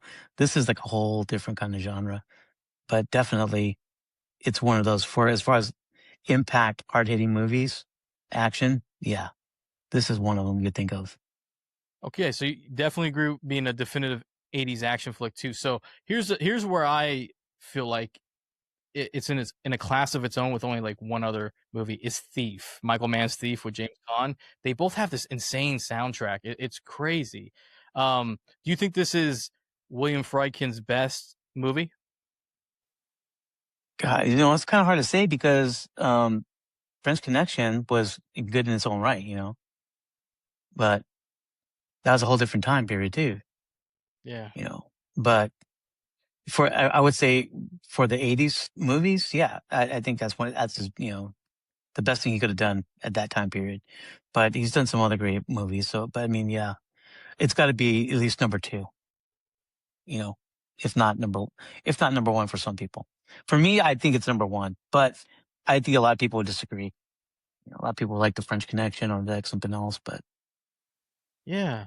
I would pick this. I do love the French Connection, but I do like this better. And that's actually one of my last questions was, would you rather? And then I think you answered. You would choose this one over the French Connection, correct? yeah, I mean, I went back on YouTube and watched like the car chases on both movies side by side, and they're pretty close. But I think To Live and Die in LA has the better car chase. Yeah, Yeah. Yeah, Gene Hackman should never be able to drive after I saw the yeah, French Connection. I don't care if it's his character or not. He should not be allowed to drive, nor should he tell anybody either. He's not that's that right. great. That's right. Too busy picking his feet up in Poughkeepsie. And I think I may have brought this up, but just a kind of refresher here. Why do you think this movie has got lost in the shuffle when it should be in the forefront of some of the other '80s iconic films? Like, why do you think it somehow lost a little bit of the steam through through these decades? I just think it's one of those things where, because it was in the '80s, it was, I won't say low budget, but they didn't have a large budget for this movie. They did it. A lot of people saw it, um, and then forgot about it. They just, it's not one of those things where, it wasn't that big of a blockbuster initially. So it wasn't in everyone's radar. But I mean, if you were like me, someone who went to the movies and loved movies, you're definitely going to remember this and you're going to tell people about it and they're going to watch it. And they'll get into it, but I think kind of for the most part, I think it was just, it didn't have that marketing behind it, like these big budget movies do now. And it just kind of got lost in the shuffle, but people, they find it, you know, people are finding this movie and then they're like, wow, that's a really good movie. And, they never knew about it or never heard about it. And they see these actors that they see now currently and they're like, wow, this is a really cool movie. And, I think for the most part, if I recommend this movie to somebody, I'm 9 times out of 10, they're going to be like, yeah, thanks, man. That was a great movie. Good recommendation. And if there's one person who's like, I didn't think it was that great, but like, why don't you get in the car with me real quick, and we're gonna go Yeah. do a in-car date to see how you tell me if you like this movie or not. Right. And Right. of course you answered it. You said you own it, and of course you would rewatch it. I wanted to show you this. I own this. I just got this recently. I'm real big into physical media, but I have the German media book, so it's a book Oh, of wow. it. Yeah, and I got this recently, and so it plays in English and everything. But yeah, I got this because of the book, and it has like photos and look at these guys. Yeah. How could this not be Hollywood's next big thing? They dropped the ball in the '80s, but Yeah. yeah, I would definitely rewatch it. I put it in the same category of two other movies that I think are lost in the shuffle is Michael Mann's Thief with James Caan and Brian De Palma's Blowout with John Travolta. Three 80s Okay. movies fused to why they are not bigger, considering that they are three, if arguably, I would put them in a top 10 of 80s movies. That's how crazy it is. I would definitely put them in there. But that wraps up To Live and Die in LA. And I gotta be honest, Madre, I enjoy all my episodes. I enjoy talking to everyone, but this was a really fun conversation because while we record this, I don't know if you know, but we're about to hit the 18th anniversary Memorial Day weekend that we have known each other, which makes me feel incredibly old now. But you know, it was kind of a surreal moment because I was supposed to go see Star Wars today, but when we changed the schedule, I 08 would have been like, no, I got to go to see Star Wars. But in 2026, I was like, I can't pass up the opportunity to reconnect with my manager, who, like, I've never really told you this, but I always considered you a mentor. You were really instrumental in giving me good advice when we were scraping gum off late at night or doing things because of clean trash. But you gave me a lot of good advice about life. And I wanted to always tell you that I really appreciate a lot of that came into play as I got older, and it really helped me through as I've, went through life. Well, that's an honor. I appreciate that, you saying that. I'm really honored. Yeah. Yeah. Now, if people want to follow you, Ray, and also I want you to talk a little bit about your music project, because I did not know you were a musician. Were you a musician when you worked at the movie theater or later on? Because I didn't remember you talking about that. Yeah, I was. I was not currently writing with my friend that I write with. Um, Before that, we had a band before I got moved to Arizona and stuff. But during that time, I was pretty much just raising kids. I had a wife, and raising kids with her, and doing all that stuff. You probably remember them coming into the theaters to watch free movies too. But that was pretty much my life at that time. I didn't do a lot of writing during then, but now, um, and yeah, I have, and I do have a project that I did with a buddy of mine, which we were talking about AI earlier. We had come across a old VHS tape of one of our garage band rehearsals of some original music we used to play. And because it's hard to get us all together, I live, in Oregon, and my buddy Boris Villar, he's a guitarist. He lives in Livermore, and then his brother, the drummer, lives in Chile, the country of Chile. So we had an idea at one point to get all online and record online from these different locations, but that didn't really work out. So um, we did. Well, my buddy Boris found a VHS tape, and so through the magic of AI, he took that tape and was able to um, re-record the songs as best to the original sound that they had. Um, and bring them out. So with AI, I'm not sure if, unless you're a musician, people don't know this, but you can alter things where you have an idea and the AI will fill in all the blanks. But if you lean back on it and use it slightly, you can record things almost to the original way they were. AI will just make it sound cleaner. It'll make it sound fuller, things like that. But you have the original song. So we did this project that's on Bandcamp. It's under the name French Film Music, and it's spelled French. Film is spelled with two M's, FILMM, and then music. There's a word trio, so you'll see a picture of us three, and it had about 5 or 6 tracks that we did back in the 80s, all original music that we did, and it was revamped through AI. So Boris Villar, the guitarist, did that. He created that and did it all on AI. But if you listen to it, the voices are a little bit, AI-ish, because, the recording it was a really harsh recording, but it was able to pull out a lot of the songs and keep it as true to original as possible. So it's pretty interesting. And now that music that we did back in the 80s is not lost forever. It's on the internet now, and it can be shared where people can find it. Again, And French Film, 2M's music. so you basically took the VHS tape and converted it and then put it through this program to help you fine tune it so it would sound better, because obviously VHS, the quality wouldn't be that great. Right. Exactly. It was Suno, I believe he used, and it's um definitely like a really cool a really cool program that you can do a lot of stuff with. He's more versed in AI program than I am, but he's the one that put it together. We took the old VHS tape and, he said he revamped it, and it's like finding the old treasure that you found a long time ago and polishing it off, dusting it off, and just kind of working with it, taking things off that maybe accumulated on it over the years, and to make it look nice again. It's the same kind of concept with AI. And Boris, the guitarist,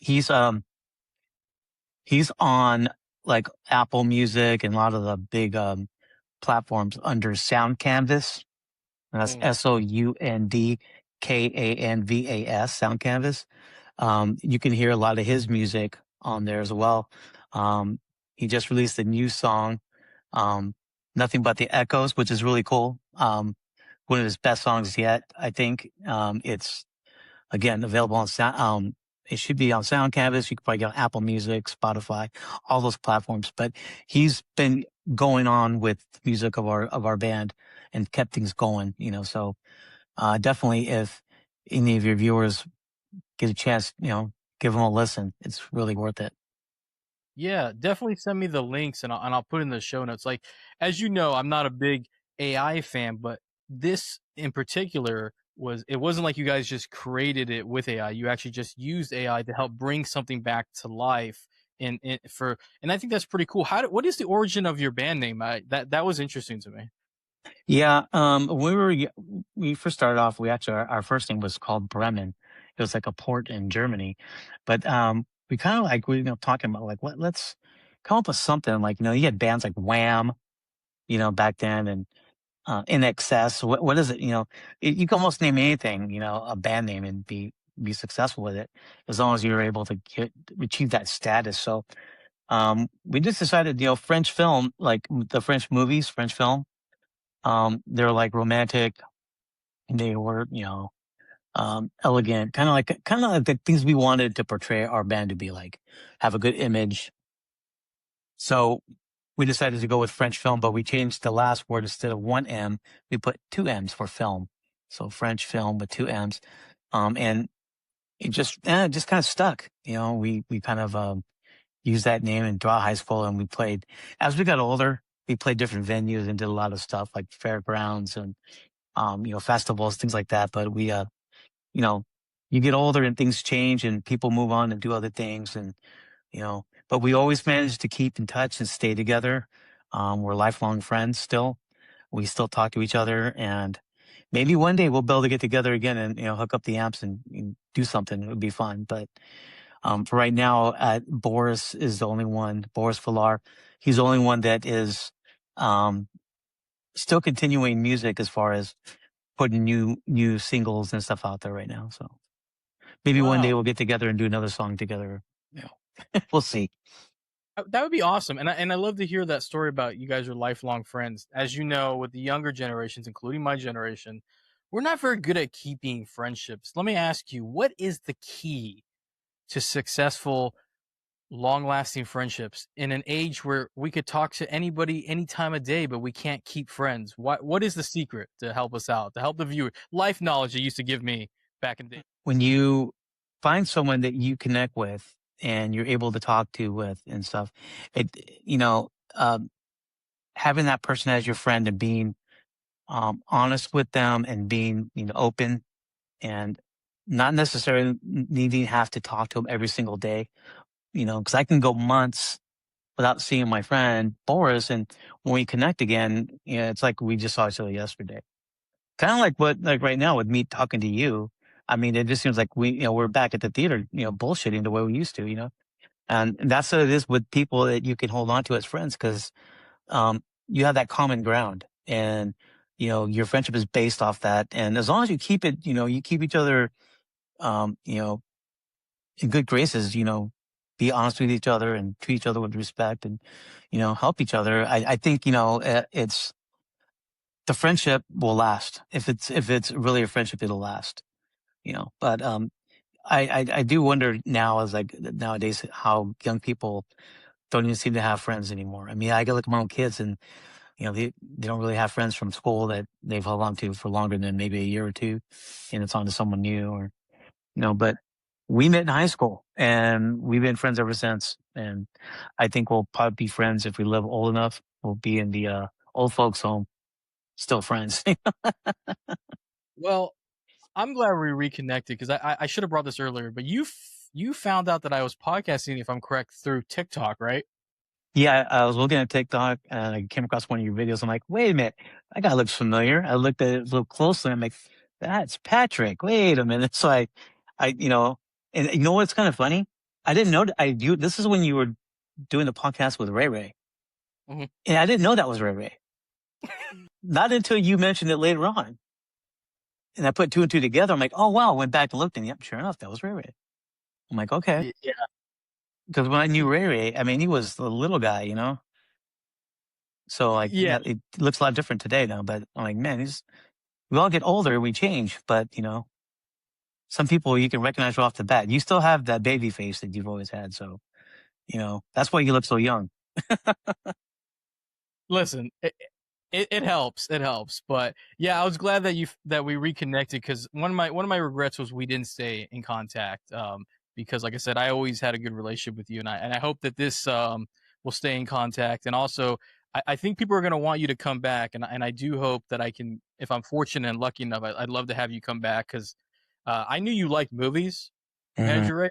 I'd love to hear you talk about movies because especially this one, especially one you really loved there was a joy to hear somebody talk about a movie like this because that's how I feel about movies. And to hear you talk about To Live and Die in LA with such glee, like it looked like the 13-year-old who just went to go see the movie. Like Yeah. it was really fun. So I definitely hope that if I'm lucky, if you would like to come back, you're always welcome. Yeah. I'd love to come back and definitely do another movie. Maybe Shawshank Redemption or something like, one of those great movies again or something else. But yeah, it's fun. I love talking about movies. I don't know if you knew this or not, but when I was in Havasu, I used to go on the air with Roger Galloway. He was like the local radio guy in Lake Havasu. And once a week, I'd go on air with him and talk about upcoming movies. And when I used to go to those conventions up in Vegas with the Ultrastar, they told us about all the upcoming superhero movies before they even came out. And so I went on air with them and told them, there's going to be a series of superhero movies. There will be coming out here within the next year or so. And people were like, wow, that's really cool. And, no one even knew about it, but that was like before the first Iron Man and all that stuff. So I kind of had like inside knowledge that was coming out with these superhero movies before they got to be like the norm. So that was pretty cool. Again, that's just the great thing about working in movie theaters is that you get to be around all this great stuff, like these actors and movies and trivia and all this cool stuff that most people don't get the chance to. Plus, you get to screen the movies like 2 or 3 days before they come out. So that's also great too. Yeah. And this is why Manager Ray was my favorite because he's a real one, unlike the rest of them. So thank you so much for coming on, Ray, and we will definitely have you back on. Sounds good, man. I appreciate it. Thank you. Thank you so much, Manager Ray, for coming on to the show. And hopefully we do not wait another 10 plus years to reconnect because that was an absolute blast to have this conversation with you. I never knew you were a big fan of To Live and Die in LA. And actually, I don't ever remember that even getting brought up. So it was fun to kind of have this conversation with you because now I know how much that movie means to you and how much now it means to me. And I learned so much about it because movie facts galore. I mean, I could not believe how much you knew about this movie. And I think that just made the episode so much better. So thank you for coming. And for all those listening, definitely you know, check out Manager Ray's music because he's always been a creative and he's always been passionate. And to hear him talk about this particular project was exciting. And with that, folks, this is the end of the episode. So thank you so much for tuning in, and we really appreciate it. So if you haven't already, wherever you're at, listening to it on the podcast apps, make sure you hit the follow so you can stay up to date when new episodes drop. If you're watching the video version of this, you can also subscribe to our YouTube channel and make sure you're hitting the bell notification to stay up to date when new episodes drop. It's youtube.com/@TOCMovies. And what else? Oh, with the podcast apps, I always forget to mention this, but we're on everything. You name it, we're on it. I'm just going to say a couple, and it's always like the same ones: Apple, Spotify, Deezer, Amazon, Pandora, and so many more. Social media wise, if you haven't already, give us a follow at TOCMovies on TikTok, Twitter, Instagram, Threads, and Blue Sky. And we will be back with more episodes of the action movie series. We need to wrap that series up. We need to kind of get Hidden Gems of Cinema really going. We've already kind of dropped one episode. I have about 3 more already, and I have a whole bunch of other people that are ready to come on. And then, if you haven't already, definitely check out Next Stop La La Land, Roman Holiday. It's about time we tackle classic cinema. And I can tease that there's going to be new movie series on the way. And you're not going to want to miss it, I'm telling you. So that is it, folks. I'm the Patrick, your host. Until next time, stay tuned for another episode of Tomorrow Comes Movies.